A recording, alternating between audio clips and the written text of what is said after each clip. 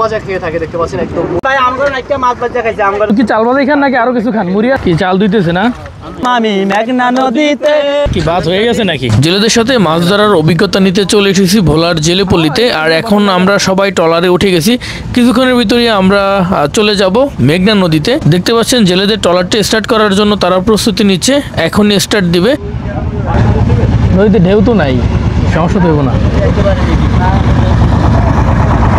ওনারা কি আসছে?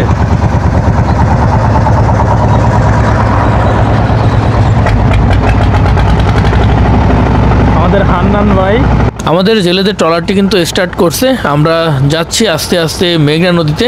আজকে দেখবো জেলেরা কীভাবে জাল ফেলে নদীতে এবং কীভাবে জাল উঠায় এবং কীভাবে মাছ ধরে, আর সেই মাছ ধরে আমরা কীভাবে নৌকায় বসে আমরা খাবো। পুরো গল্প থাকবে ইনশাল্লাহ আমাদের এই সিরিজে। এই সবাই শক্ত করে বসে থাকেন।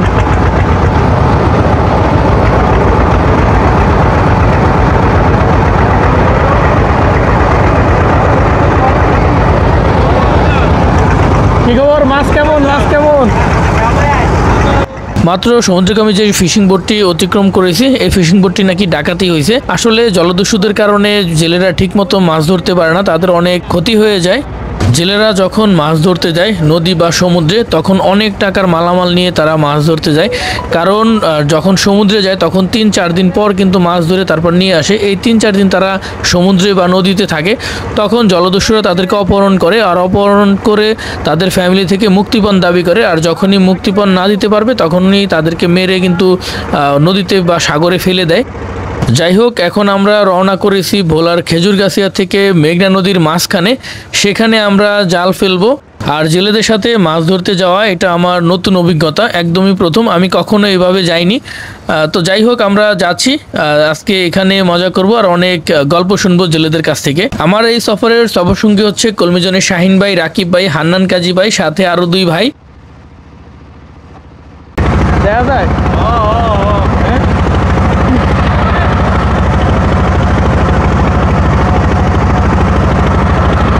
আর আজকে আবহাওয়া খুবই ভালো, নদী তেমন একটা উতাল নেই। তারপরে আমাদের একটু ভয় লাগছে, কারণ যেহেতু এটা মেঘনা নদীর প্রায় শেষ মোহনা, মানে এখান থেকেই কিন্তু বঙ্গোপসাগরের প্রায় শুরু। এখানে হান্নান কাজী ভাই সহ জেলেরা পান খাচ্ছে। আসলে জেলেরা যখন মাছ ধরতে যায় তখন অনেক খাবার নিয়ে যায় তারা।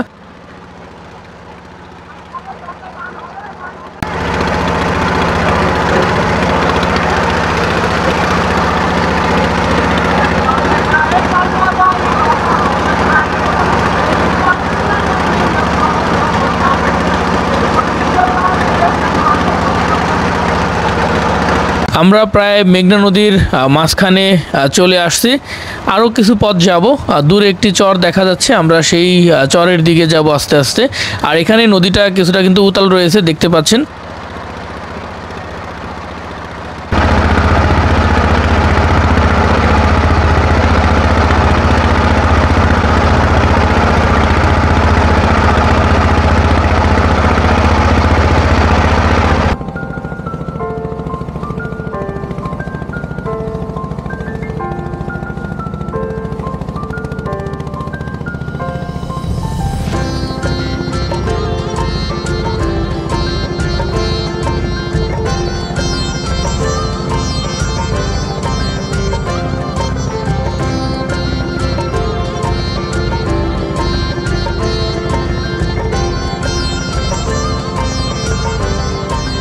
আমরা মেঘনা নদীর মাঝখানে চলে আসছি, আর এখানে আমরা নোঙর করব, কারণ নদীতে স্রোত অনেক বেশি। যখন স্রোত একটু কমে যাবে তখনই আমরা জাল ফেলবো।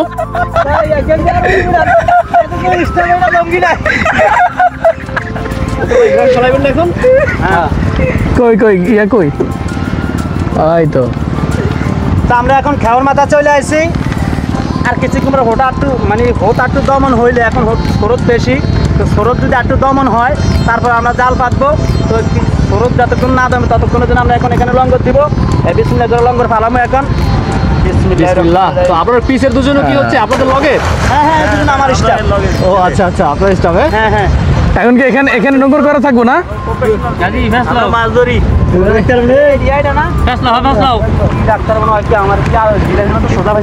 তাই আমরা একটা মাছ বাচ্চা খাইছে আমরা আরে মাছ ভাজি খাই ফেলছে আমাদেরকে রাইখে, এটা হইলো কিছু? এটা হইলো? এগুলা কি চাল ভাজা?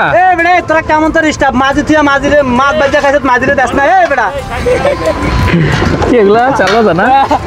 ও চাল ভাজা। মজা খেয়ে থাকে দেখতে পাচ্ছেন, একদম খুবই সুস্বাদু। এটা তেল একটু খাই দেখি, এটা কি তেল দিয়ে ভাজা? এটা একদম সরষের তেল, অরিজিনাল সরষের তেল দিয়ে ভাজা। সরষের তেল দিয়ে ভাজা? সেই টেস্ট তো? হ্যাঁ সেই টেস্ট দেখেন, অনেক সুস্বাদু চাল ভাজা। এটা কি জাল ফালানোর পরে তারপর মানে বসে বসে খান নাকি? সবাই নাও। জেলেরা জাল ফালানোর পরে অবসর সময় হচ্ছে এই চাল ভাজা খায়। শুধু কি চাল ভাজাই খান নাকি আরো কিছু খান? মুড়ি আছে? রংচা আছে। ও চা করে খায় না? হ্যাঁ। সাথে কিন্তু ইলিশ মাছ থাকবে, ইলিশ মাছ ভাইজা তারপরে এগুলা মুড়ি দিয়ে খায়। হ্যাঁ ইলিশ কোথায় আছে? অস্থির জিনিস। ভালো মন্দ কেমনি কি? আমার দাদা তো একটু সাইন। আমাদের এখন রান্না বাড়া হবে। কি রান্না হবে আজকে? আজকে হরিণের মাংস ভাইয়া, হরিণের মাংস ইলিশ ভাজা। হরিণের মাংস? জঙ্গল থেকে হরিণের মাংস? হ্যাঁ এখানে হরিণ আছে, হরিণের মাংস। কারণ হরিণের মাংস এই জন্য আমরা বলি টাটকা ইলিশটা খাওয়ার সময় হরিণের মাংসের ফিল হয়। কারণ এর পাশাপাশি আপনার যে টাটকা ইলিশটার অপর দুই পাশে দেখবেন, আপনার মাছটা যখন কাটলে খাওয়ার সময় দেখবেন দুই সাইডে কালো যে মাছটা মাংসটা দেখা যায়, যে মাছটা কালো দেখা যায়, ওটাই কিন্তু অরিজিনাল হরিণের মাংস। যেটা আপনারা জানে থাকেন যে একটা গল্প আছে এরকম, আসলে কিন্তু ওটার টেস্টটা ঠিক হরিণের মাংসের মতন। আচ্ছা, জেলেরা হচ্ছে ইলিশ মাছকে হরিণের মাংস বলে, মানে এতটাই সুস্বাদু, এতটাই টাটকা।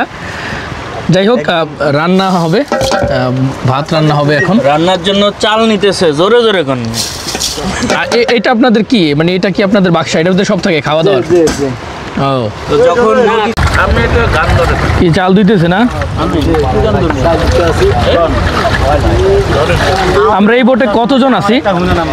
আমরা এই বোটে আছি 3 জন, 4 জন, 5 জন, 6 জন, 7 জন, 8 জন, 9 জন, আমি সহ হচ্ছে 10 জন এই ভোটে আছি আজকে।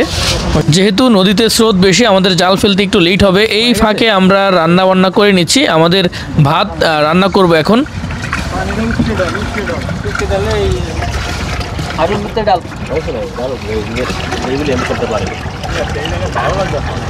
জেলেদের নৌকায় এই বাক্সাটা খুবই গুরুত্বপূর্ণ একটা জিনিস, কারণ এই বাক্সায় তারা খাবার মজুত করে রাখে। জাল বাইতে যাইলাম আমি মেঘনা নদীতে, হাই হাই মেঘনা নদীতে, জাল নিল বাজনায় আমার নৌকা নাই সোতে, জাল নিল বাজনায় আমার নৌকা নাই সোতে, জাল নিল বাজনায় আমার নৌকা নাই সোতে। আজকের ভাত ছিলাম আমি। কি ভাত হয়ে গেছে নাকি? হ্যাঁ হ্যাঁ, আর কিছুক্ষণ পরে খাইতে পারবে না। যারা যারা ভাতের মার খাওয়ার অবস্থা আছে তারা রেডি হন, গ্লাস নিয়ে ঝগ নিয়ে এখনই আপনাদের ভাতের মার দেওয়া হইব। গল্প আর গান করতে করতে এইদিকে আমাদের ভাত হয়ে গেছে। আমরা কিছুক্ষণের ভিতরে আমরা নদীতে জাল ফেলবো।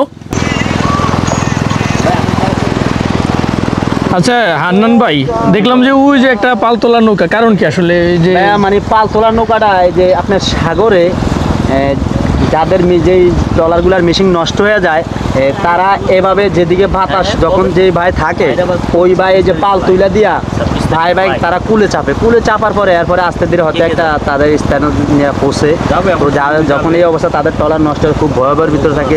যদি হয়তো ওয়েদার ভালো থাকে তাহলে তো ভালোই, আর এই অবস্থায় যদি ওয়েদার খারাপ হয়ে যায় তাহলে সেখানে তাদের মরা বাঁচার প্রশ্ন দাঁড়িয়ে যায় যে কিভাবে তারা আশ্রয় নিব, কীভাবে কুলে যে বসবো, এটার তারা আতঙ্কের ভিতরে থাকে।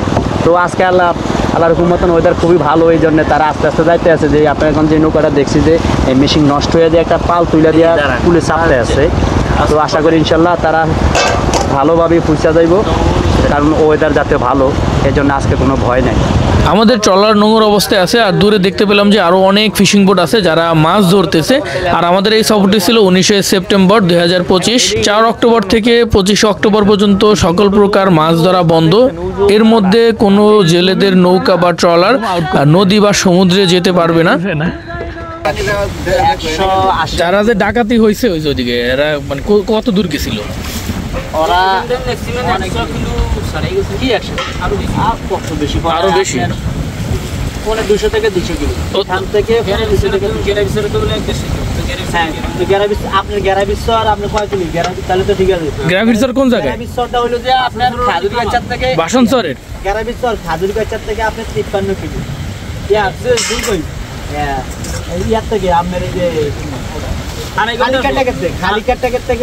প্রথমে বলেছিলাম যে একটি ফিশিং বোট ডাকাতি হয়েছে, তো সেটা নিয়ে গল্প হচ্ছে। জিজ্ঞেস করলাম যে কোথায় ডাকাতি হয়েছে, তো তারা বললো যে অনেক দূরে, সেই বাসনচরের কাছাকাছি নাকি ডাকাতি হয়েছে। বাসনচর এটা কি ওই বাসনচর যে হাতিয়ার ওদিক দিয়ে গেলে মেঘনা নদীর মাঝখানে বসে জেলেদের জীবনের গল্প শুনতেছি, যে তাদের জীবন কতটা কষ্টের এবং তাদের কতটা বিপদের সম্মুখীন হতে হয়। যাই হোক, বিদায় নিচ্ছি মেঘনা নদীর মাঝখান থেকে। পরবর্তী পর্বে আরও অনেক গল্প থাকছে।